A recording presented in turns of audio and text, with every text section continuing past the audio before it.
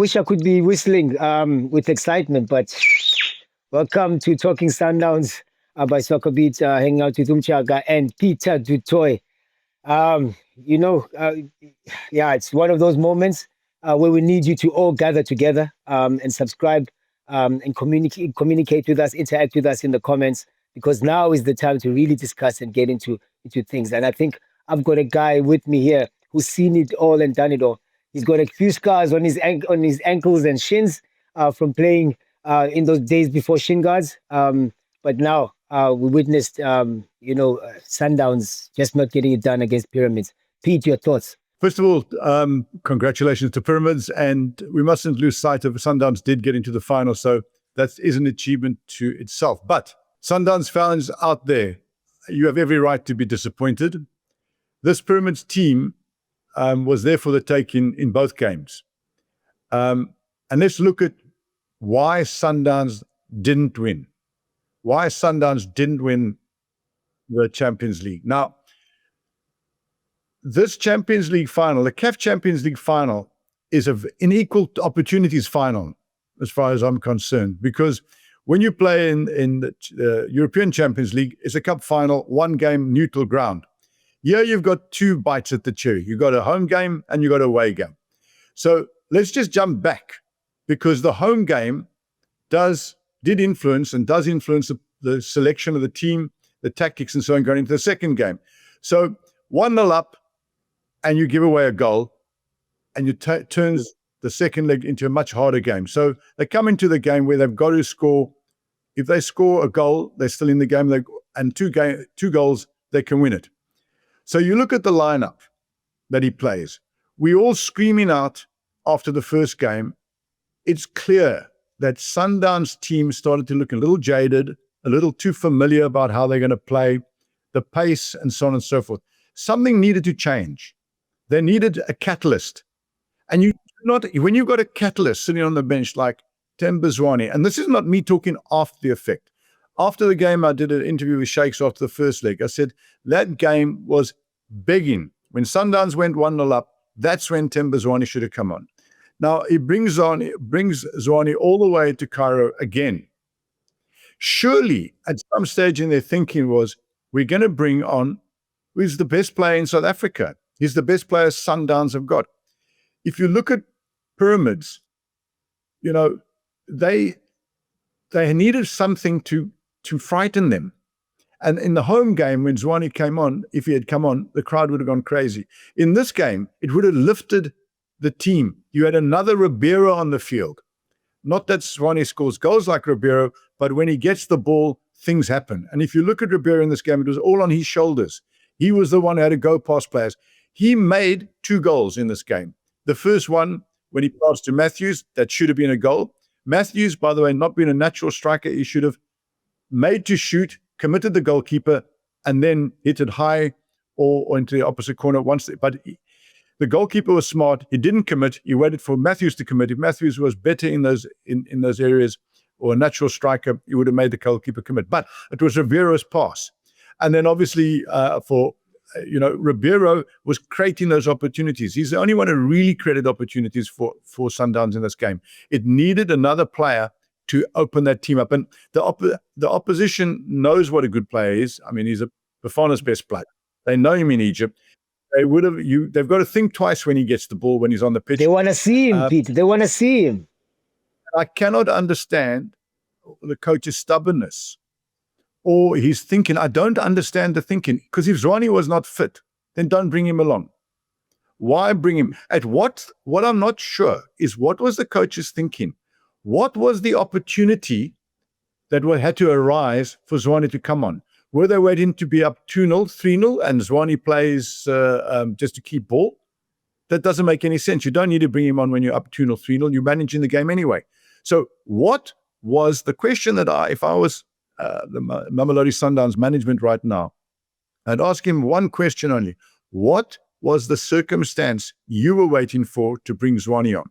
So that's the first point. The second point I want to make about this game, where this is not the coach's fault, but Mothiba struggled. He was targeted in the first game as well as a weak link as far as pyramids were concerned. In this game, it was clear that they were going to target him again. I'm not saying he should have played Lunga from the start, but there should have been more cover for Modiba at least. And if you look at was it the first goal? Yes, the first goal. The first goal. Three errors for that goal. First of all, on the halfway line, when the ball got knocked by the Pyramids back four down the line, then they have a sprint, and it's one-on-one. He's got to close the player down and not let the cross come in. Second mistake, the cross comes in. But thank goodness, I thought, when that cross came in, it's a poor cross, straight to Kakana. I thought, and you said it well. You couldn't have said it better. You said to me, Peter, what happened to a good old-fashioned kick it up? What happened? So, unfortunately, he tried to, I'm not sure I don't think he tried to control it. I think he tried to pass it.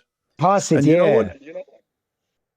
That is, if he's a Franz Beckenbauer or Baresi from those days, or Bobby Moore type player, yes, but he's not that good a player. And the ball landed to Fiston, and this is why Fiston is paid big money, because a great finish. But suddenly now you're chasing the game because you're 2 goals behind. But if you look at, and then obviously just before halftime, that miss. So come out in the second half, and Sundowns again were much better in the second half. But the problem is, Sundowns, there are 2 problems here. One problem for Sundowns, I think, is the problem that exists from the PSL. The team struggles with crosses. And it's not difficult for, if you do your homework, to see that in South African football, we're not a crossing league. Crossing is very poor in South Africa. So Sundowns never really have to defend that well against opposition anyway. It's really 2-3 teams that give them a hard time: Stellenbosch and Pirates, and to a lesser extent Chiefs whenever they played them. Not whenever they played them, 2 of the games. And you don't get many crosses coming in. So they don't really defend against crosses in the PSL, and they struggled against crosses, and that's something that's got to be sorted out against Champions League. And what I can tell you right now, that doesn't argue well for the World Club Championships that's coming up, because European teams, South American teams, they all cross the balls in. So but that's a separate issue. So you get into the second half, and my question again in the second half, he put Mothiba on the bench, and what was the thinking? If you're a risk taker, understand that. Mothiba is on the bench. He came on. He did decent. But if you're going to take a risk, again, why not take a calculated risk with Zwane? It just doesn't make any sense. And the question I want to ask you right now, actually, and I'd ask the viewers out there in the comment section, has the coach done enough to be here for next season? And I can see in the comment section on social right now, a lot of comments coming from Sundowns fan. And that's a real question to ask, because winning the league with the Sundowns team, it's clear that any coach can come in, any half-decent coach or good coach, you'll win the league. He got the team into the final. Is that good enough? Is that good enough for Sundowns? Should he stay another season to take it? Because he's just one step further. Will he have learned from his mistakes? Those are the questions I want to ask the fans out there in the comment section. Has Cardoso earned enough because he got the team into the final to have a second bite at this cherry? Or does he suffer the same fate as he did at his previous club in Tunisia, that you don't win the league, you don't win the cup, you're out? But he's got another question. Is this the right time to make a change just before a Club World Cup? My personal opinion is that Cardoso is too cautious a coach for Sundown. And that's not saying he's not a good coach, because he's obviously won the league and he's got them to a final. So he's obviously a good coach and he's an experienced coach. So I'm not knocking his credentials. But I believe, and it was quite telling, we watched an incredibly young side, PSG, with 19-year-olds and so on, playing world-class football against a very good team and a very good defensive team. And if the game went on for another 10 minutes, they would have beaten this team 6-7-8. Sundowns, Mamelodi Sundowns, are a team that needs to play constantly off the front foot, constantly attacking football, and they're the kind of team that should frighten every other team that comes up against, certainly on the African continent. 100%. So, 100%. So the coach that I would like to see Cardoso turn into, and if he doesn't turn into it, I'd like to see Sundowns with a coach like an Enrique type coach, who is fortune favors the brave. You've got the players, you've got the squad, you've got the backing from management. They'll get you who you want. You've got a great professional setup. You've got a great platform. Go for it. Play top attacking football and play your best players, play your Zwanes, or find another Zwane. The last point I want to make as well is that this Pyramid side, I thought Pirates were a better team than Pyramids, by the way, over 2 legs. Pirates gave the game away. And I think that Sundowns almost gave Pyramids too much respect. Pirates, to a certain extent, I mean, they're up 2-0. They could have taken the game they should have won. So I think Cardoso almost pays opposition too much respect.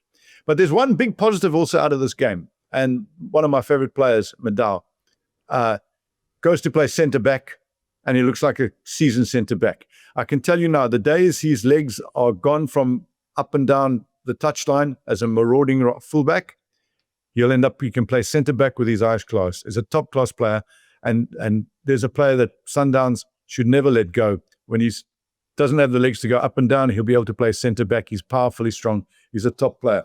But to the Sundowns fans out there, congratulations, guys. You've won the league. You got yourselves into the final. You deserve better, I believe. And you know what? You will be there again. The coach has just got to be brave like that Sundowns team. And so that's the only change you need. A braver coach, or this coach has got to be a little braver.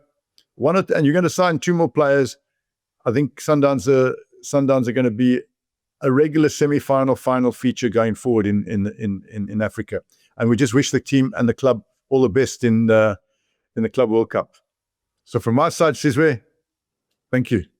I think I think the name Genie is gonna stick now, Pete, because this was a great conversation. Really, some good thoughts here shared, and I'm looking forward to reading those comments of what the people are gonna say and react to. But you gave it to us good here. Talking Sundowns by SoccerBeat, Peter du Toit, Umjaka. See you guys soon. Let the beat do the talking.